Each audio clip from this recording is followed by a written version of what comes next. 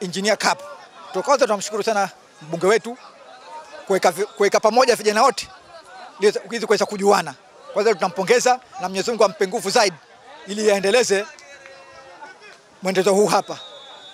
Kwa kweli tunamshukuru sana tu engineer wetu. Hayana hamasa kubwa tu kwa jumla, kwa sababu hatuwezi kukaa kwenye majumbani tukaendeleza kukaa majumbani kwa ovyo. Tunashukuru sana, tuko katika viwanjani tunaburudika. Tunamshukuru mbunge wetu.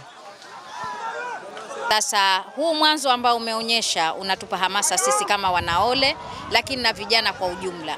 Lakini kipekee niseme kwamba imetoa fursa kwa vijana waole kuweza kuonyesha vipaji vyao. Kwa sababu tuna vipaji ambavyo vimejificha na ni kwa sababu kwamba havina nafasi ya kuweza kuibuliwa. Sasa kwa namna hii tunaweza tukaibua vipaji mbalimbali.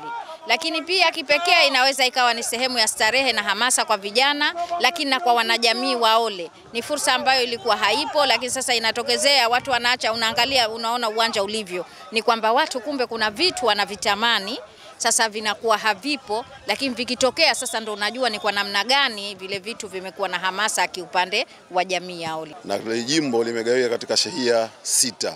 Kwa hiyo mashindano hayo yameundwa katika muundo huo. Kila shehia moja imetakiwa kuunda timu yake ya shehia. Kwa hiyo ukiangalia hapo tutakuwa na timu 6 ambazo zinahusisha shehia 6 ambazo zinashiriki kwenye mashindano. Namna wanavyocheza tumezigawa katika makundi mawili. Kuna shehia ya vitongoji, kuna shehia ya uwandani na kuna shehia ya vikunguni, yani ng'ambwa, shehia moja hiyo. Watakuwa wanakutanisha kundi lao, litaanza timu 3, alafu kuna mjini ole, kuna ole na mchanga mrima. Na hao watakuwa ni shehia wanaunda kundi lao jingine. Kwa hivyo mwisho yote ni kwamba wanacheza ligi kwa makundi. Kila timu itacheza michezo miwili na tutampata bingwa. Kila kundi atatoka bingwa ambao ndo ataenda kucheza fainali katika shehia zile za wadi ile ambayo wametoka. Kwa hiyo tutakuwa mabingwa wawili. Mmoja atatoka wadi ya mjini ole, lakini mmoja atatoka wadi ya vitongoji. Kwa hiyo hawa wataenda kucheza fainali. Hayo ndo mashindano yetu na muundo wake ulivyopangwa. Na fainali hii tunatarajia kwamba itachezwa katika uwanja wa Gombani. Haijakuwa rasmi kati ya Jumamosi ya mwishoni mwa wiki inayokuja ama Jumapili, lakini tutatoa taarifa rasmi ni tarehe ngapi fainali itachezwa.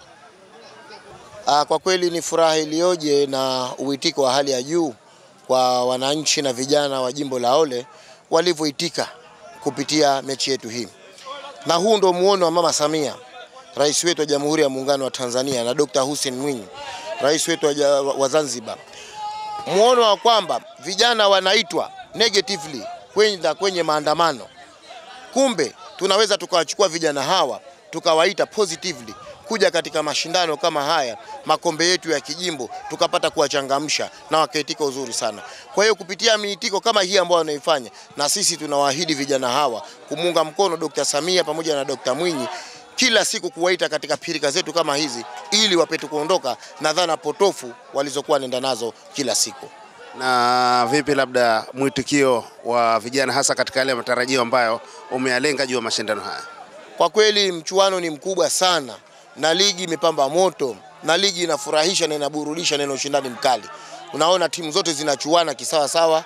Jana tulisema mechi ilikuwa kali, lakini leo mechi imezidi ukali mara 2 zaidi. Kwa kweli mwenyewe nafarajika kuanzisha ligi ndani ya muda mfupi sana, lakini ligi kuwa kali sana na mchuano kuwa mzito. Mpaka sasa hivi haijulikani ni shehia gani itaweza kuchukua kombe hili la Engineer Cup 2025.